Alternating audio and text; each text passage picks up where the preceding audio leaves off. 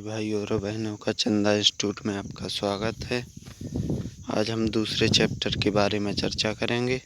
सत्ता की साझेदारी, संघवाद, संगठन या समूह। तो सबसे पहले संघीय व्यवस्था में दो या दो से अधिक सरकारें होती हैं। ठीक है, संघवाद क्या है? संघवाद का अर्थ है संगठन या समूह। तो संघीय व्यवस्था में दो या दो से अधिक सरकारें होती हैं। अलग अलग स्तर की सरकारें एक ही नागरिक समूह पर शासन करती हैं। तो दो अलग अलग प्रकार की सरकारें होती हैं तथा एक ही नागरिक समूह पर शासन करती हैं। एक ही नागरिक समूह का मतलब वही व्यक्ति दोनों के लिए होते हैं। दो से अधिक सरकारें होती हैं और प्रत्येक, जैसे एक हो गई एक केंद्र में और एक हो गई फिर इधर राज्य में, और व्यक्ति तो कहाँ है? राज्य में। तो इसी पर राज्य भी, इन्हीं व्यक्तियों पर राज्य भी शासन करेगा, इन्हीं पर केंद्र भी शासन करेगा। तो इस तरह से ये हो जाता है। तो इस तरह से ये होती हैं। ठीक है, तो संघवाद का अर्थ है संगठन या समूह। तो संघीय व्यवस्था में दो या दो से अधिक सरकारें होती हैं। अलग अलग स्तर की सरकारें एक ही नागरिक समूह पर शासन करती हैं। ठीक है, फिर है आपका संघीय व्यवस्था में। तो संघीय व्यवस्था में विभिन्न स्तरों, तो फिर आपका संघीय व्यवस्था। तो संघीय व्यवस्था में विभिन्न स्तरों की सरकारों के अधिकार क्षेत्र, तो विभिन्न स्तरों के अधिकार क्षेत्र संविधान में स्पष्ट रूप से वर्णित होते हैं। इसलिए संविधान सरकार के हर स्तर के अस्तित्व और प्राधिकार की गारंटी और सुरक्षा देता है। क्या है? तो देखो, ये संघीय व्यवस्था में क्या होता है? सरकार हर स्तर के अस्तित्व और प्राधिकार की गारंटी सुरक्षा, मतलब प्रत्येक व्यक्ति के जो अधिकार हैं उनकी रक्षा करने की वचन देती हैं सरकारें। हर स्तर को अस्तित्व और प्राधिकार की गारंटी और सुरक्षा देती हैं। हर स्तर, इसमें पहले तो विभिन्न स्तर अधिकार क्षेत्र संविधान में स्पष्ट रूप से वर्णित होते हैं। इसलिए संविधान सरकार के हर स्तर के अस्तित्व और प्राधिकार की गारंटी और सुरक्षा देती हैं। तो हर स्तर मतलब हो, चाहे आप अमीर हैं, चाहे आप मध्यम वर्गीय हैं, चाहे आप गरीब हैं, किसी भी स्तर के हैं आप, सबको सुरक्षा मिलेगी। ठीक है, इसके बाद आता है आपकी संघीय व्यवस्था। तो संघीय व्यवस्था में संविधान के मौलिक प्रावधानों को किसी एक स्तर की सरकारें अकेले नहीं बदल सकती। ऐसे बदलाव दोनों स्तर की सरकारों की सहमति से ही हो सकते हैं। तो इसमें क्या है संघीय व्यवस्था में? जैसे मौलिक प्रावधान क्या है? जैसे आपको मौलिक अधिकार मिले हैं, मौलिक अधिकार, ठीक है, मौलिक कर्तव्य हैं, ठीक है। तो ये कोई एक सरकार अकेली नहीं बदल सकती इसको बदलने के लिए, संविधान की बदलने के लिए केंद्र तथा राज्यों दोनों की अनुमति होनी चाहिए। तो सरकार अगर किसी चीज़ में बदलाव करती है तो आपको पता है कि केंद्र सबसे पहले लोकसभा में कोई विधेयक पास होता है, लोकसभा के बाद कहाँ जाता है? राज्यसभा। तो लोकसभा में पहले विधेयक पास होता है, फिर उसके बाद राज्यसभा में पास होता है। तो ये क्या है? ये राज्यसभा कहाँ से बनती है? तो राज्यसभा बनती है आपकी कहाँ से? जहाँ आपकी, मतलब राज्यसभा बनती है आपके राज्यों के प्रतिनिधि के रूप में, और लोकसभा होती है आपकी केंद्र की। तो ये हो गई केंद्रीय सरकार, और राज्यसभा हो गई आपकी राज्य की सरकारों की प्रतिनिधियों के प्रतिनिधि मंडल।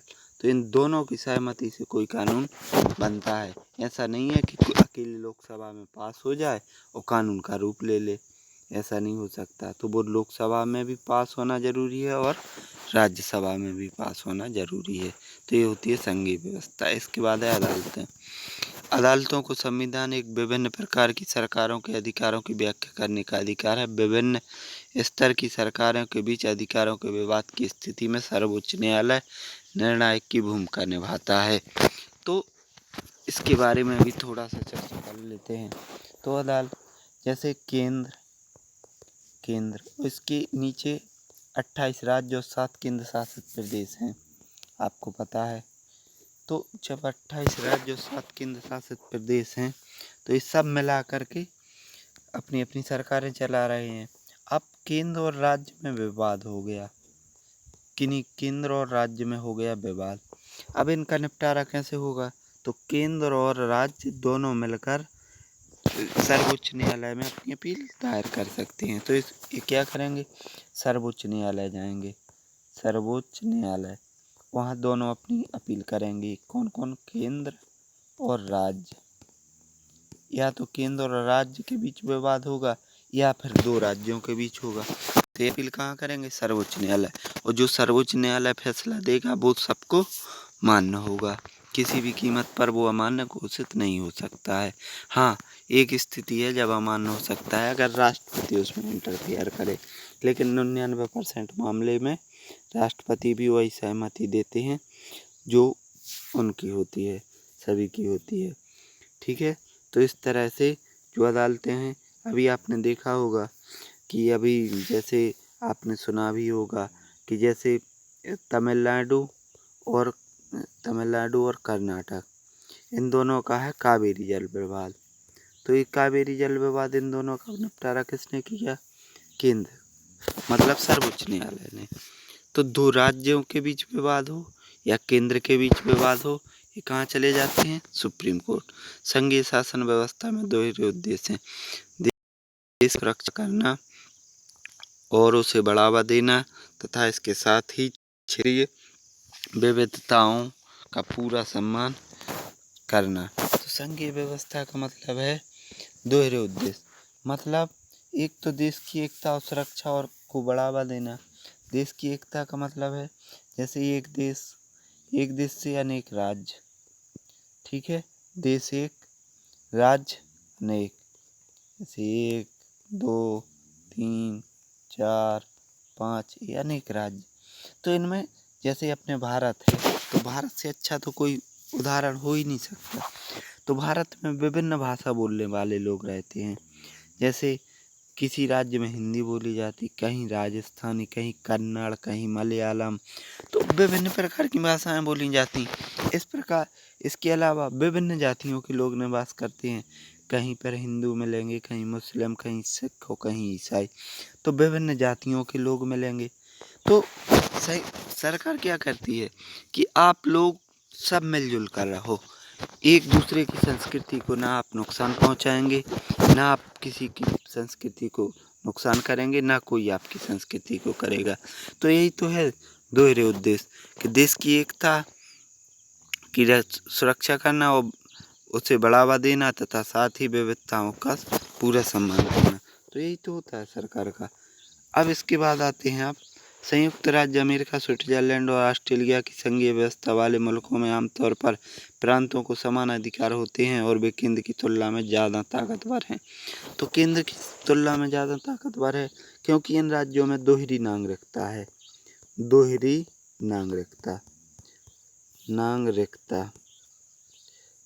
नागरिकता का मतलब क्या होता है? तो दोहरी नागरिकता का मतलब होता है कि यहाँ पर हर केंद्र की तो एक देश की अलग नागरिकता है, इसके अलावा प्रत्येक राज्य की अलग नागरिकता है। जब केंद्र की और राज्य की अलग अलग नागरिकता होगी तो राज्य सरकारें वहाँ ज़्यादा ताकतवर हो जाती हैं। जैसा आपको पता है अपने यहाँ भारत में जैसे जम्मू कश्मीर था, तो जम्मू कश्मीर में धारा 370 थी, तो उस समय इन्हीं संयुक्त राज्य अमेरिका, स्विट्जरलैंड और ऑस्ट्रेलिया जैसा संविधान का जम्मू कश्मीर का अलग था, तो आपने देखा होगा कि वहाँ अपने देश का कानून लागू नहीं होता था, लेकिन अब तो समाप्त हो गई। तो अब जैसे भारत, बेल्जियम और स्पेन में राज्यों की तुलना में केंद्र ज़्यादा शक्तिशाली है, तो अपने भारत, बेल्जियम और स्पेन, ये 3 देश ऐसे हैं जहाँ, तो यहाँ क्या है, यहाँ एक हरी नागरिकता है, एक हरी नागरिकता, यहाँ पर एक हरी नागरिकता है। जब एक हरी नागरिकता है तो केंद्र और तो यहाँ पर सरकारें केंद्र और राज्य के मतलब केंद्र ज़्यादा शक्तिशाली है और राज्य कमज़ोर है। और अमेरिका और स्विट्ज़रलैंड और ऑस्ट्रेलिया में क्या है, दोहरी नागरिकता के कारण वहाँ। इसके बाद है भारतीय संविधान में स्पष्ट रूप से केंद्र और राज्य सरकारों के बीच विधायी अधिकारों की 3 सूचियों में वर्गीकृत किया गया है। तो ये संघ सूची, राज्य सूची व समवर्ती सूची। तो ये 3 सूचियों में वर्णित है कि संघ सूची है, राज्य सूची है और समवर्ती सूची है। तो भारतीय संविधान में स्पष्ट रूप से केंद्र और राज्यों का बंटवारा है। ठीक है, तो स्पष्ट रूप से केंद्र और राज्यों सरकारों के बीच विधायी शक्तियों का बंटवारा है कि मतलब संघ सूची का मतलब है केंद्र की हो गई, राज्य सूची राज्य की हो गई और समवर्ती सूची दोनों की मिक्स हो गई। मतलब एक किसी की नहीं है, ये दोनों की है, इसमें दोनों सपोर्ट करते हैं। संघ सूची केंद्र की, राज्य सूची राज्य की और समवर्ती सूची दोनों की मिक्स। इसमें अब तो 100 विषय से ऊपर हो गए। उसमें दूसरी सूची में थे 62 विषय, अब इसमें है 47। तो भारतीय संविधान में हिंदी सहित कुल 22 भाषाओं को अनुसूचित भाषा का दर्जा दिया गया है। तो भारतीय संविधान में कितनी भाषाएं हैं? 22। और इसमें आपकी अंग्रेजी नहीं है, अंग्रेजी को छोड़कर 22 भाषाएं हैं। तो अंग्रेजी मत किसी भाषा में नहीं है, आपकी जो 22 भाषाएं हैं इसमें अंग्रेजी नहीं है। ठीक है, भारत में 1990 के बाद देश के अनेक राज्यों में क्षेत्रीय दलों का उदय हुआ। इसी दौर में केंद्र में गठबंधन सरकार की शुरुआत हुई। तो विभिन्न क्षेत्रीय दल 1990 के बाद उदय हुआ।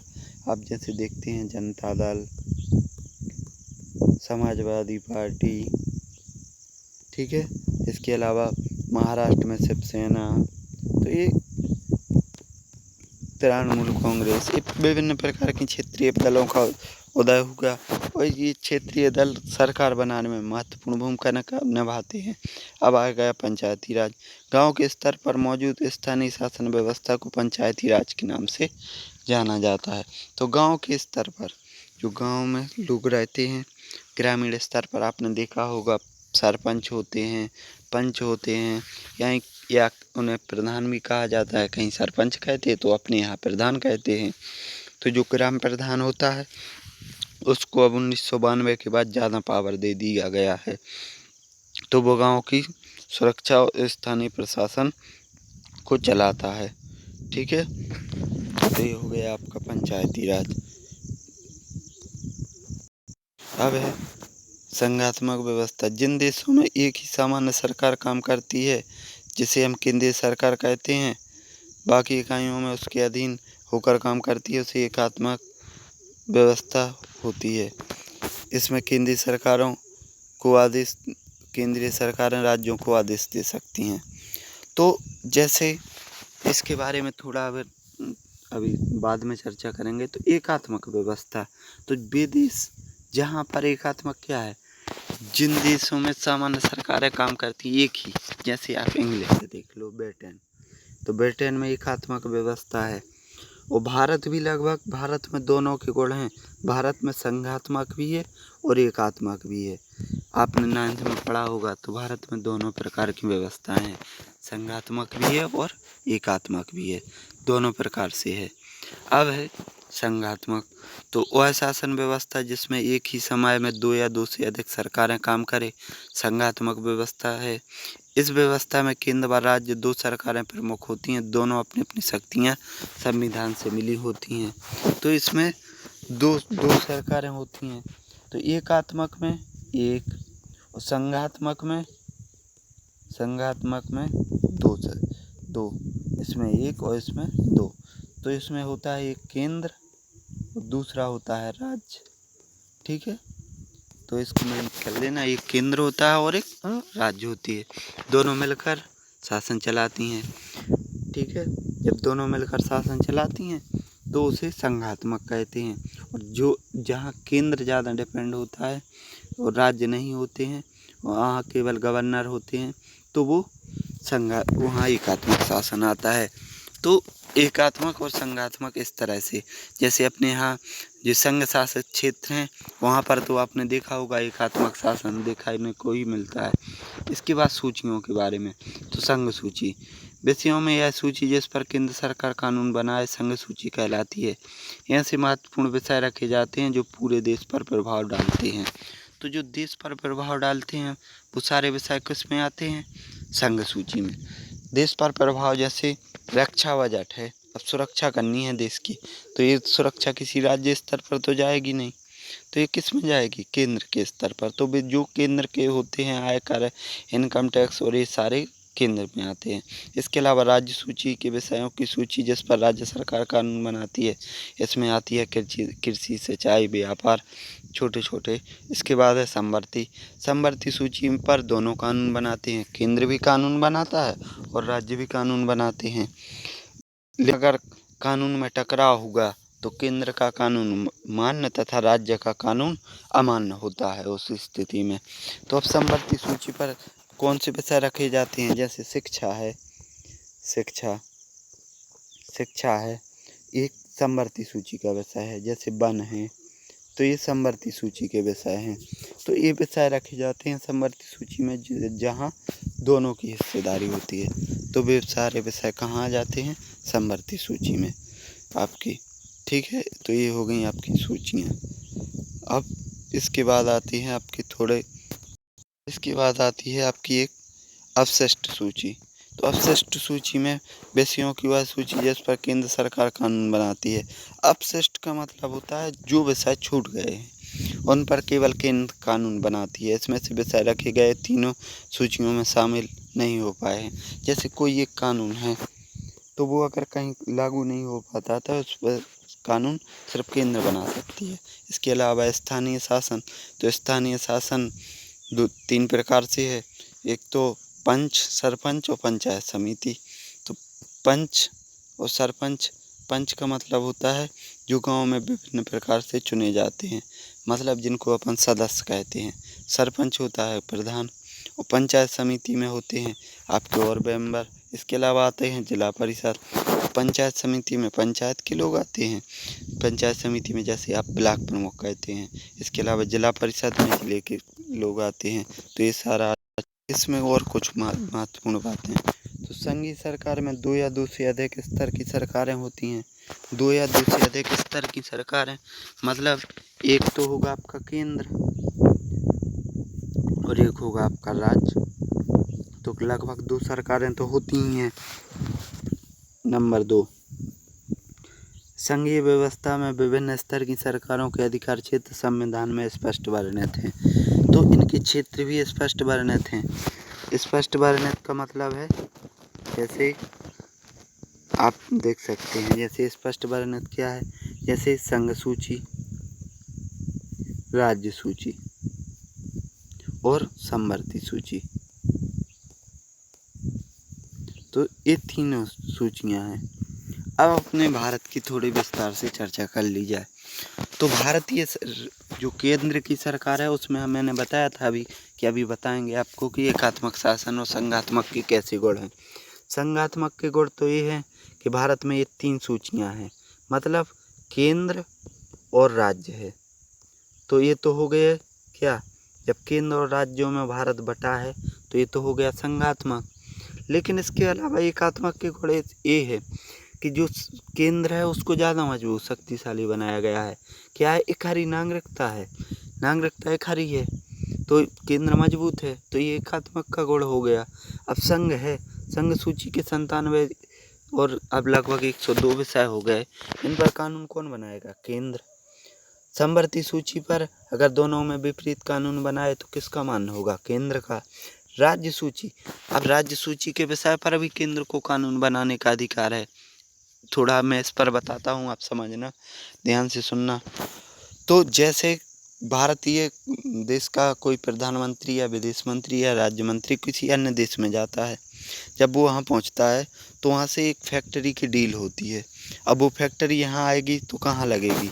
राज्यों में लगेगी।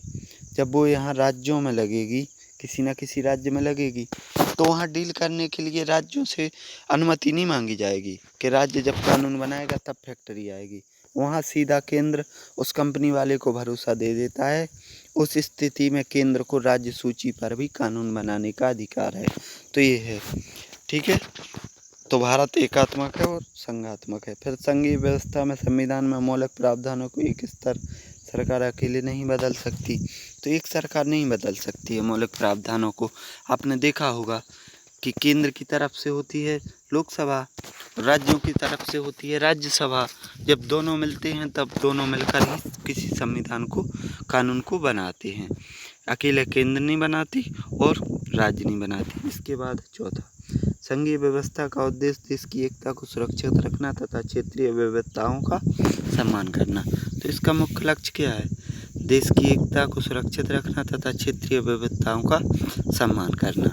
इसके अलावा आपने ये पढ़ ही लिया है कि अमेरिका, स्विट्जरलैंड, ऑस्ट्रेलिया जैसे संघीय व्यवस्था वाले देशों में प्रांत केंद्रों की तुलना में अधिक ताकतवर है। तो ये भी अब भारत को भी अब संघीय व्यवस्था में पड़ते हैं, लेकिन अमेरिका, स्विट्जरलैंड और ऑस्ट्रेलिया, यहाँ पर क्या है, यहाँ पर जो आपका राज्य हैं वो ज़्यादा ताकतवर हैं केंद्र से, क्योंकि यहाँ दोहरी नागरिकता है। एक बार फिर भारत, बेल्जियम और स्पेन राज्यों में केंद्र अधिक शक्तिशाली है, यहाँ पर एक खरी नागरिकता है। अब ये तो ख़त्म हो गया। ये 7वां क्वेश्चन था जो ये अब तो ख़त्म हो गया। मतलब धारा 370 हटने के बाद पहले ये इसमें ये बताया गया था कि भारत भी एक ऐसा राज्य जम्मू कश्मीर था जो कहाँ, संयुक्त राज्य अमेरिका, ऑस्ट्रेलिया जैसे देशों की तरह था, लेकिन अब वो ख़त्म है। अब 8वां, भारतीय संविधान में विधायी अधिकारों को 3 हिस्सों में संघ सूची, राज्य सूची और समवर्ती सूची, ठीक है, इन 3 सूचियों में बांटा गया है। भारत में उपयुक्त तीनों सूचियों के अतिरिक्त बचे विषय केंद्र सरकार के अधिकार क्षेत्र में आते हैं। भारत में 40% लोग मातृभाषा हिंदी बोलते हैं। एक से अधिक राजनीतिक दलों द्वारा मिलकर बनाई गई सरकार को गठबंधन की सरकार कहते हैं। तो गठबंधन की सरकार आपने देखी होगी, अटल बिहारी वाजपेयी की सबसे पहले बनी, फिर मनमोहन सिंह रहे। तो ये क्या थी? ये गठबंधन की सरकारें। आज नरेंद्र मोदी की तो पूर्ण बहुमत में सरकार है, लेकिन ये सरकारें कैसी बनी? ये दोनों गठबंधन में बनी थी। पहले अटल बिहारी वाजपेयी की, फिर 10 साल मनमोहन सिंह की। तो ये गठबंधन की। गठबंधन का मतलब क्या होता है? जैसे कई क्षेत्रीय दल, जैसे कई दल मिलकर के सरकार का गठन कहते हैं, तो उसे गठबंधन कहते हैं। और जब किसी एक दल की सरकार होती है तो वो पूर्ण बहुमत की सरकार होती है, वो गठबंधन की सरकार। अनुसूचित भाषाएं में 22 भाषाएं हैं, जिनमें 8वीं अनुसूची में रखा गया है। तो कितनी अनुसूची?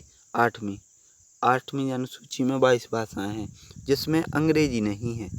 अंग्रेजी नहीं है इन 22 भाषाओं में, ठीक है, अंग्रेजी को शामिल नहीं किया गया है। और सब भाषाएं जैसे मैथिली, डोगरी, संथाली, हिंदी, उड़िया, मलयालम, कन्नड़, ये सारी 22 भाषाएं हैं। इस पर है 13वां, भारत में 1992 के संविधान संशोधन करके पंचायतों को ज़्यादा शक्तिशाली और प्रभावी बनाया गया था। तो 1992 में एक संशोधन किया गया जिसमें सब पंचायतों को ज़्यादा शक्तिशाली बनाया गया। इसके अलावा नए संविधान संशोधन द्वारा पंचायत में महिलाओं के लिए 1/3 सीटें आरक्षित की गई। तो इस तरह से आज आपका ये पार्ट कंप्लीट हुआ। इसको ज़्यादा से ज़्यादा शेयर करें, सब्सक्राइब करें और प्लीज़ लाइक करें।